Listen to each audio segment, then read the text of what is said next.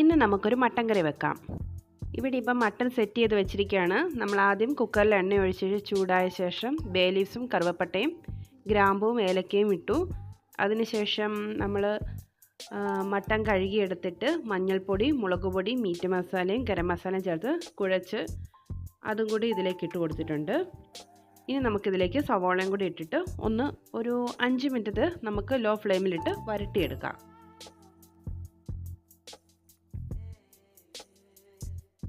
Mutton കഴുകിയെടുക്കുമ്പോൾ വിനാഗിരി വെള്ളം ചേർത്ത് കഴുകിയെടുക്കണം, അല്ലെങ്കിൽ ഒരു മണം ഉണ്ടാകും.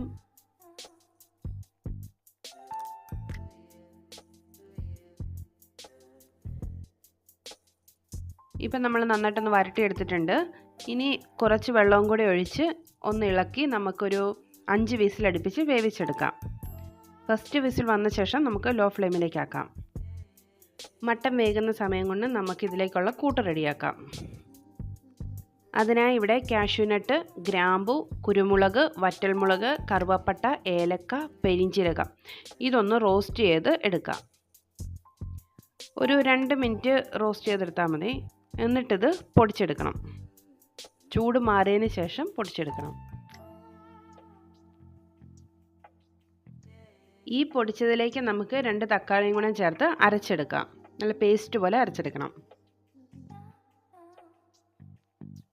ഈ സമയം കൊണ്ട് നമ്മുടെ മട്ടൻ വെന്തിട്ടുണ്ട്. ഈ വേവിച്ചെടുത്ത മട്ടനെ മറ്റൊരു പാത്രത്തിലേക്ക് മാറ്റിയിട്ട് അരച്ചെടുത്ത പേസ്റ്റും കൂടിയും ചേർത്ത് കൊടുക്കാം. നമ്മൾ ഹൈ ഫ്ലെയിമിലാണ് ഇട്ടിരിക്കുന്നത്. എന്നിട്ട് ഇതൊന്ന് നന്നായി ഇളക്കിയതിന് ശേഷം നമുക്ക് അടച്ചു വെക്കാം.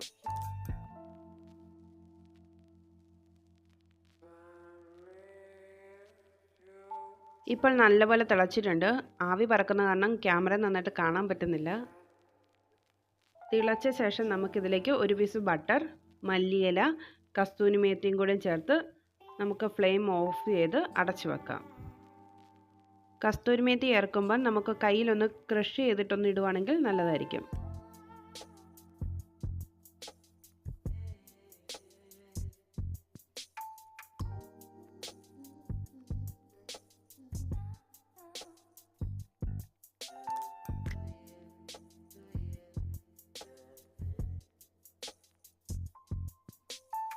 ഇനി ഇതിലേക്ക് കുറച്ച് ഗരം മസാലയും കടുക് താളിക്കുകയും കൂടെ ചെയ്യാം. ഇപ്പോൾ നമ്മുടെ മട്ടൻ കറി റെഡി. അപ്പോൾ എല്ലാവരും ഒന്ന് ട്രൈ ചെയ്ത് നോക്കി മറക്കാതെ ഫീഡ്ബാക്ക് അറിയിക്കണേ. വീഡിയോ ഇഷ്ടമായി ലൈക്ക് ചെയ്യാനും ഷെയർ ചെയ്യാനും മറക്കല്ലേ. ഇതുപോലെയുള്ള വീഡിയോസിനായി ചാനൽ ഒന്ന് സബ്സ്ക്രൈബ് ചെയ്ത് എന്നെ സപ്പോർട്ട് ചെയ്യണേ. പുതിയ നല്ല വീഡിയോസുമായി വീണ്ടും കാണാം.